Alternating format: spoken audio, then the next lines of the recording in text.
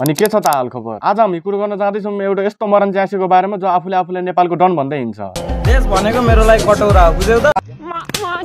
हो, आज हामी कुरो गर्न जाँदैछौँ त्यही चुतिया सुप्रिम ब्लगको बारेमा। सुप्रिम तर आज गाड हान्छु म। अब बकवास धेरै नगरिकन सिधै भिडियोलाई सुरु गर्दियौँ। चलो भाइ देखो अब मैं क्या करता हूँ। एउटा जापानिज लेबरले सुप्रिमलाई देशी भने रहेछ हैन। अब तेरो थोपडा नै देशीको जस्तो छ त के गर्छस् त भाइ? त्यही देशी जस्तो देखेर त देशी भनेको। सुप्रिमलाई देशी कसरी भनिस् भाइ? तैले मेरो नागरिकता देखाम। त्यस्ता जापान नागरिकता त नक्कली पनि बनिहाल्छ नि। पैसाको खेल त हो आजभोलि जे पनि। दाइले एउटा ग्रुप क्रिएट गर्नु पर्यो अनि हजुर लिडर त्यसको भन्नुभएको छ। ग्रुप चाहिँ केमा क्रिएट गर्ने अनि ग्रुपको नाम के हुने त्यो कमेन्ट गर्नु हैन। टेंशन नहीं लेने का अपन है ना। एक काम गरौ, ग्रुप चाहिँ टेलिग्राममा बनाऊ अनि ग्रुपको नाम चाहिँ सुप्रिम गान्डु गे राख। अनि त्यो ग्रुपमा त जस्तो अरु 2-4 जना चुतियाले पनि एड गरेर एकअर्काको गाड हानेर भिडियो हाल, भाइरल हुन्छस्। चाले तु अनि साथी निकिसा छुट्ला नि फेरि त्यसले पनि आफ्नो ग्याङमा हाल।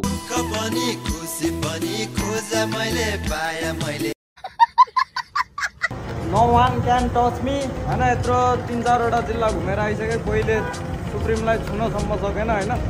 अबे तू थोड़ा सा बहन का लोड़ा क्या? अनि 3-4 वटा जिल्ला घुमिसके कसैले पनि छुन सकेन रे। ए भोसडी के बाटोमा चुपचाप हिँडेको मान्छेलाई यतिकै चाहिँ कसले हात हाल्छ जाँठा? यस्तै चुतिया कुरोहरू गर्दै बस। कुन दिन बाटो हिँडिरहेको बेला कुन चाहिँले सुदुन भत्किने दिन्छ अनि थाहा पाउँछ जाँठा। अनि साथी भिडियोमा भोके जस्तै त्यो बाटो हिँड्दा पनि सुप्रिम नेपालको डन हो, मलाई कसैले छुन सक्दैन भन्दै हिँड्न। अनि त्यसपछि थाहा पाउँछस् भोसडी के जतिवटा जिल्लामा जान्छस् नि त्यतिचोटि पिटेर आउँछस् त जाँठा। आपकी औकात बता रहा हूं सर, बुरा नहीं मानना सर। ओए त्यो भाइ ओए फोटो हालेकोले हान्छ अरे सुप्रिम दाइलाई।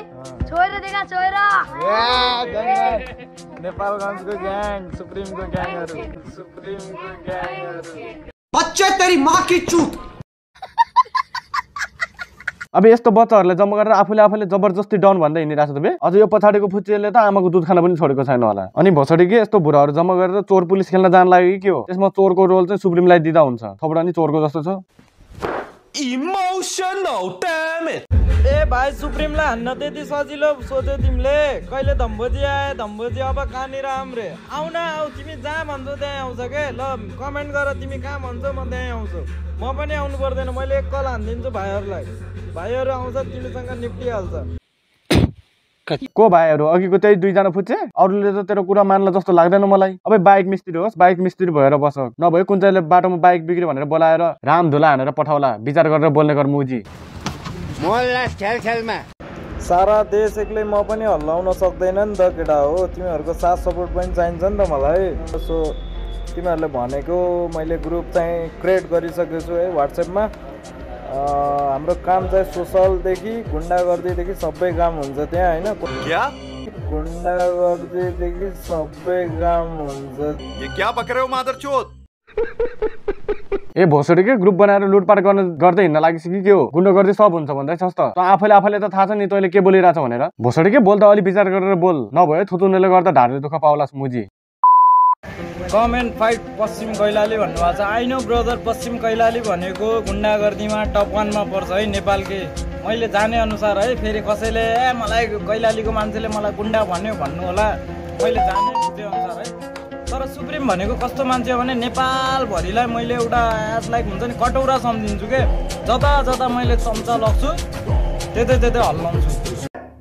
भोसडी के मदरचोद बहन के लोड़े। त्यो कटौरा भरि सुँगुरको गुर 3 थोपा कुकुरको मुत हालेर बिहान 1 कटौरा, बेलुका सुत्नु भन्दा अगाडि 1 कटौरा 1 हप्तासम्म खाने गर। तेरो दिमाग ठिकमा आउँछ जाँठा। ए भोसडी के कटुभित्र हात हालेर हल्लाको जस्तो सजिलो छ सोच्या छस् देश हल्लाउनलाई? जो चाहिँ 1 झापडा हान्दा जराएर 1 हप्ता सुत्ला जस्तो छ त्यसले देश हल्लाउँछु भन्छ त बे। हुन त जुन गोरुको सिङ छैन त्यसको नाम तिखी भनेको यही हो हेर केटा हो। आपकी औकात बता रहा हूं सर, बुरा नहीं मानना सर। ल नेपालगञ्जको केटो डन म भनेसी केटी डन चाहिँ हाम्रो दिदी हुनुहुन्छ। पहिले मेरो भाइलाई छुयो भने भोसड त्यसको आन्द्रा बोर निकालेर नि मुझे त्यसको फेरि खली बलि हुन्छ फेरि। भोलि जाँदै हुनुहुन्छ। अरे बाबा भाइलाई भन्दा पहिला दिदीलाई तल लगाउनु पर्यो केटा हो। को जाने लु जाऊ त छिटो। चल ए गाडी स्टार्ट कर। हम फर्स्ट है, स्टार्ट हम फर्स्ट। अनि दिदी 2 गिलास रक्सी खायो भन्दैमा हावातालमा मुख छाडेर भिडियो बनाउनु जरुरी थियो? हमारा मर्जी है। भिरकुटी नगरको केटाहरूसँग भेटघाट भएर एकदम खुसी लाग्यो। भिरकुटी नगर भनेको नेपालगञ्जको चल्दो बल्दो ठाउँ है केटाहरू। सैनिक सिपुरी भिरकुटी नगर भनेको खायो, यो पुरा नेपालगञ्ज खायो है। यतातिर छन् है हाम्रो ग्याङहरू। सक्छ त भाइ? सक्दैन। ए भोसडीकै तेरो ग्याङमा कुनै म्याच्योर मान्छे छ कि नै? यस्तो नाबालकहरूको ग्याङ बोकेर देश त कि तैँले मेरो झाट पनि हल्लाउन सक्दैनस् झाँठा।